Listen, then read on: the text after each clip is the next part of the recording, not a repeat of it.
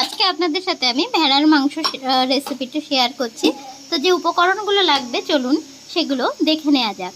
এখানে 400 গ্রাম পরিমাণে ভেড়ার মাংস নিয়ে নিয়েছি। আর লাগছে পেঁয়াজ কুচি, দুটো মিডিয়াম সাইজের পেঁয়াজ কুচি করে রাখা আছে। আর লাগছে এটা হচ্ছে আলু কেটে রাখা আছে, গোটা শুকনো লঙ্কা, তেজপাতা। আর এখানে একটা মশলার পেস্ট বানিয়ে নিয়েছি। এর মধ্যে শুকনো লঙ্কা, জিরে, মরিচ, আদা একসাথে একটা পেস্ট বানানো আছে। লাগছে হলুদ, লবণ, এখানে রসুন একটু থেতো করে রেখেছি। আর লাগছে গরম মশলার গুঁড়ো, লঙ্কার গুঁড়ো, জিরে গুঁড়ো। আর রান্নাটা আমি সর্ষের তেলে করব। গ্যাসে কড়াই বসিয়ে দিয়েছি আর 2 টেবিল চামচ সর্ষের তেল দিয়ে দিয়েছি। এবার আলুটাকে এর মধ্যে দিয়ে ভেজে নেব। দিয়ে দিচ্ছি কেটে রাখা আলু।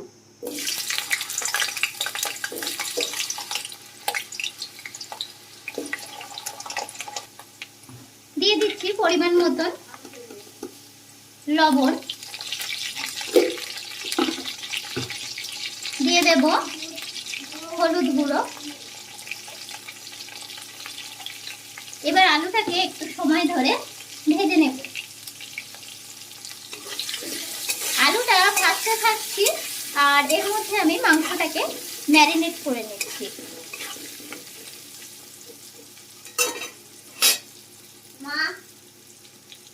একটা প্লেটে মাংসটা নিয়ে নিয়েছি, উপর থেকে পেঁয়াজ কুচি দিয়ে দিয়েছি আর অল্প একটু রসুন কুচি দিয়ে দিলাম।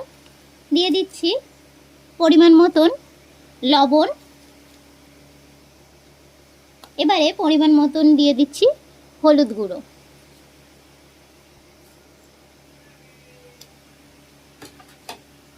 দিয়ে দিচ্ছি জিরে গুঁড়ো, 1 চামচ পরিমাণে দিলাম জিরে গুঁড়ো। আর লঙ্কার গুঁড়ো দিয়ে দিচ্ছি 1 চামচ পরিমাণে। এবারে উপর থেকে দিয়ে দিচ্ছি বেটে রাখা মশলা। এটা আমি 2 চামচ পরিমাণে দিয়ে দিচ্ছি।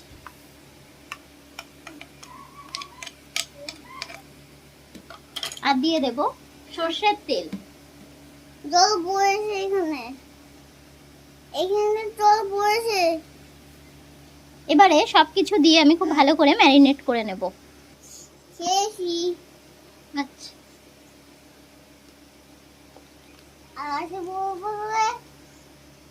তো সুন্দর করে মাংসটা ম্যারিনেট করে নিয়েছি। ম্যারিনেট করার পর মাংসটা আধ ঘন্টা ঢেকে রাখলে খুব ভালো হয়। তো আজকে আমার টাইম নেই, ওই জন্য আমি তাড়াতাড়ি রান্নাটা করে নিচ্ছি। আপনারা পারলে এটা আধ ঘন্টা ম্যারিনেট করে ঢেকে রেখে দেবেন, তাহলে মাংসটা মানে মশলাটা খুব ভালোভাবে মিক্সড হয়ে যাবে আর টেস্টটাও কিন্তু খুবই সুন্দর হয়। মাংসটা ম্যারিনেট করতে করতেই আলুটা কিন্তু দেখুন একদম পারফেক্ট ভাজা হয়ে গিয়েছে। এবার আমি একটা প্লেটে তুলে নিচ্ছি। তো ভাজা আলুটা আমি একটা প্লেটে তুলে নিয়েছি। আর এবারে ওই তেলের মধ্যেই দিয়ে দিচ্ছি প্রথমে তেজপাতা, দিয়ে দিচ্ছি গোটা শুকনো লঙ্কা, দিয়ে দিচ্ছি রসুন কুচি। রসুন কুচিটা দিয়ে একটু হালকা হাতে নেড়ে নিলাম। এবার আমি দিয়ে দিচ্ছি পেঁয়াজ কুচি। পেঁয়াজ রসুনটাকে হালকা একটু ভেজে নেব যতক্ষণ এই কাঁচা গন্ধটা চলে যায়। পেঁয়াজ রসুন দিয়ে সুন্দর করে আমি ভেজে নিয়েছি। এই পর্যায়ে আমি ম্যারিনেট করে রাখা ভেড়ার মাংস বা ল্যাব মিট বলে এটাকে, তো সেটাকে আমি দিয়ে দিলাম। এবার এটাকে দিয়েও খুব ভালোভাবে কষিয়ে নিতে হবে।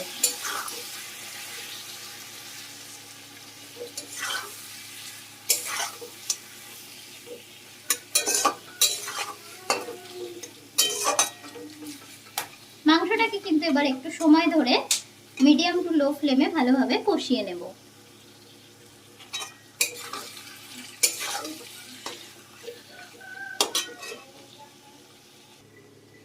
ঢাকা দিয়ে দিয়ে মিনিট 10 সময় ধরে কিন্তু আমি লো টু মিডিয়াম ফ্লেমে ভালো করে কষে নিয়েছি।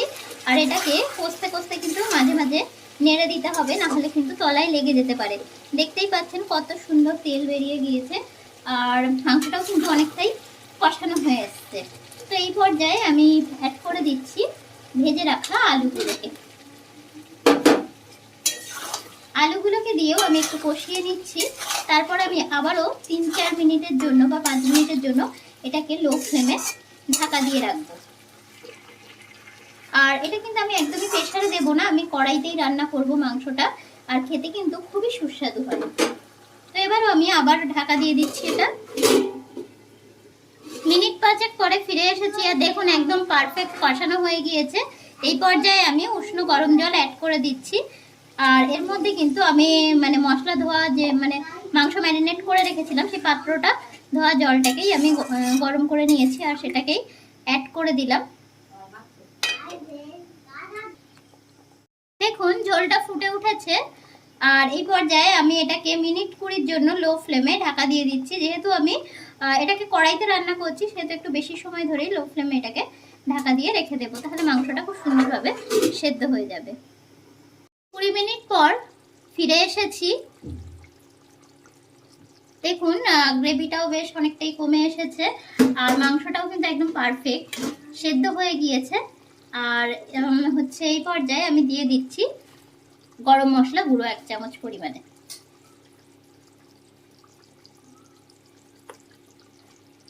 হালকা হাতে এটা মিক্সড করে নিচ্ছি, আর একটুখানি 10 সেকেন্ড মতন রেখে আমি গ্যাসটাকে অফ করে দেব।